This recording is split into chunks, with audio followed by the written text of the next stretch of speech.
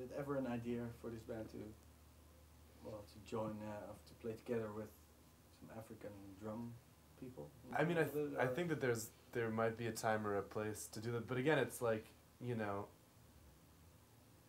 like we're not an African band, you know, and we're not playing specifically like African music, but I think, you know, so it would kind of have to fit, and you kind of have to earn that at some level. If people wanted to play, I mean, I'm interested in the idea of collaborating, but also in a certain way you have to be careful of it, because there's so many examples where people, I don't know, where people found like musicians from other countries were kind of fetishized or presented as just like a symbol or something. So, you know, you want to just make sure that, like a bit pretentious. Like a bit pretentious, being like, oh, my good friend from, you know, Kenya, please. And I mean, you know, in certain instances, it's great that there should be goodwill between men all over the world. But of course, it just, a lot of times people feel like there's this kind of liberal appropriation of world music that just is hollow. It's just a way of sitting and like drinking coffee in like New York City and being like pretending to be involved. So in some way, on a certain level, I think that the way we've gone about things so far, just trying to play things ourselves and doing it our own way, has been the most honest version, because the truth is none of us have spent time in Africa. The bands that we know in New York are people, you know, other American kids in general. So, but you know, well, it'd be interesting to see what happens. We've never really collaborated with other musicians before. But what you say about a lot of collaboration, do you like what Paul Simon or Peter Gabriel did? And I think those guys did it well. I don't know if we could, because I think Paul Simon, that was kind of a time and place. Yeah, it was of a very specific time and place, and I think what he did was important, and even though he got criticized a lot, probably unfairly, was that he probably had a slightly different intention.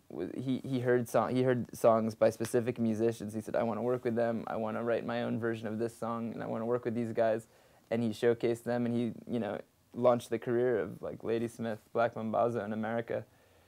But you know, he was in a different kind of position than us. I think he was also had a different intention with his music.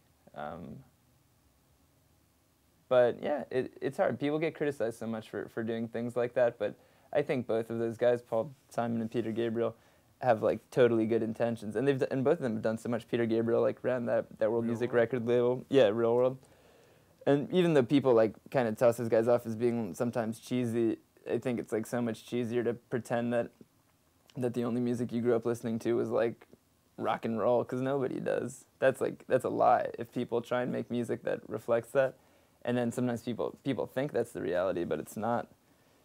You know, no one at the school dances, when you grow up, they just play rap all the time. That's the truth. So, at my school dance. Sure, there's also some slow jams though. That's not necessarily rap. Right, rap and R&B. Yeah, slow jam. But it wasn't like, you know, very little rock and roll. It's the truth.